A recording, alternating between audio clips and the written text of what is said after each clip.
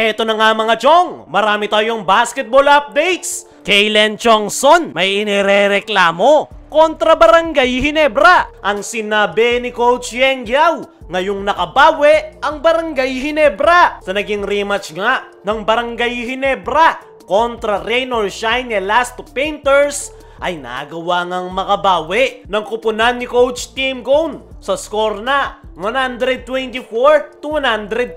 Napakaganda nga ng ipinakitang performance ng Barangay Ginebra. Lalong-lalo na itong sila Justin Brownlee, Scotty Thompson at Stephen Holt na nag-step up para sa kanilang kupunan. Pero kung si Coach Yeng Guiao nga raw ang tatanungin, ay kayang-kaya daw sana nila ang Barangay Ginebra. Actually, nagawa nga nilang makasabay. At some point, ay nakuha pa nila ang kalamangan. Pero simula raw nang pumasok na yung mga outside shots nila Justin Brownlee, RJ Abarrientos, lalong-lalo na ni Stephen Holt, ay doon na nga raw sila nawalan ng kontrol. Dahil masyado na raw maraming threat sa Barangay Ginebra, hindi na raw nila alam kung sino yung kanilang babantayan at doon na raw nag-collapse ang kanyang kupunan. Sa ngayon nga mga chong, ay merong ng dalawang talo ang Rain or Shine Elasto Painters. Yung una raw nilang talo kontra San Miguel ay tanggap pa raw ni Coach Yeng Guiao dahil maganda raw yung kanilang performance. Nadali lang raw sila ni Junmar. Pero yung pagkakatalo daw nila sa Barangay Ginebra ng 20 plus points ay nakakababa raw ng moral sa kanyang mga players dahil possible raw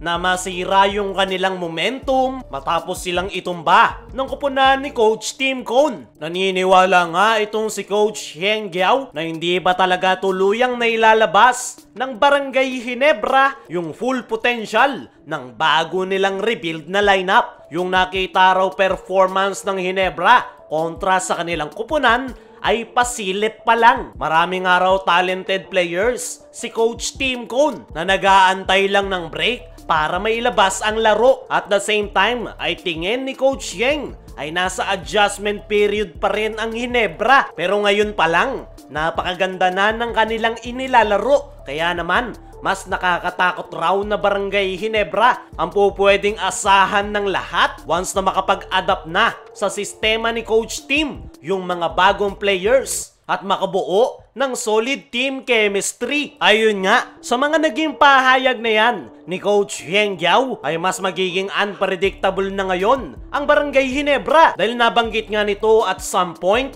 na hindi na nila alam kung sino yung kanilang tututukan dahil halos lahat ng players ng Ginebra ay nagko-contribute at nagiging consistent nga na ganyan yung performance ng kupunan ni Coach Tim Cone. At yan nga yung nakakatakot para sa makakalabang kupunan ng Ginebra. Dagdag pa nga nitong si Coach Yeng Guiao ay noon si Justin Brownlee yung kanilang pinoproblema dahil napakahusay nitong import, kayang pumuntos kahit saan mang anggulo. Pero ngayon, mas lumaki raw yung kanilang problema. Nandyan pa rin daw si Justin Brownlee pero mayroon itong mga teammates na kayang-kayang mag-step up to the point na hindi na daw kailangan pumwersa ni JB. Para sa akin mga chong, ay tama ang lahat ng sinabi nitong si Coach Yeng Guiao dahil ibang Barangay Ginebra talaga yung ating nakikita ngayong Governor's Cup. Lahat ng local players ay nagko-contribute at napakalaki nga ng naging impact sa pagkakadagdag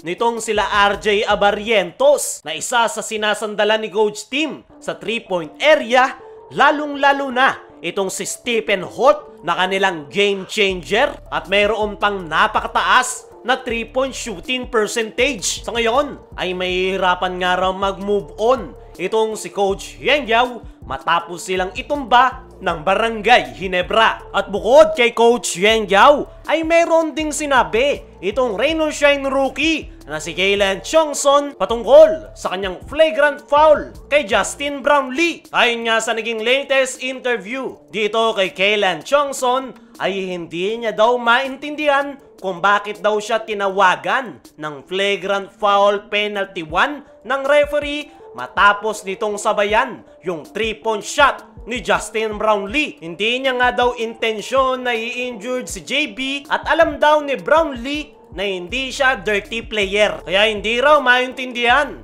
nitong si Kaylen Chongson kung bakit siya natawagan ng flagrant foul. Unang-una, wala namang nagsasabi na dirty player itong si Kaylen Chongson. Pero rule is a rule. Once na maapakan mo yung landing spot ng isang player, sinadya man o hindi, ay automatic flagrant foul talaga yan. Matagal ng rule yan sa PBA at mukhang hindi pa fully aware itong si Kaylen Chongson sa landing spot rule ng PBA. Kaya hindi nito maintindihan kung bakit siya natawagan ng flagrant foul. Pero kahit na ganoon, ay binigyang credit nga nito ang Barangay Ginebra. Napakaganda daw ng kanilang ipinakitang opensa. Lahat ng tira pumapasok, balanse, at lahat raw ay nagawang makapag-contribute. At kabaliktaran nga raw yung nangyari sa kanila kung saan nag-collapse yung kanilang opensa, kaya bigo raw sila na makuha yung panalo. Tanggap naman raw ni Kaylen Chongson yung pagkakatalo ng kanyang koponan. Pero ang inirereklamo lang talaga nito ay yung flagrant foul niya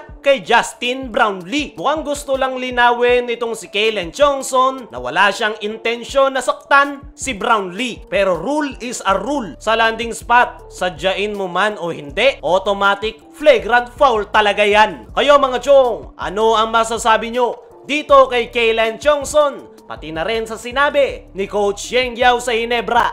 I-comment mo lang dyan sa ibaba.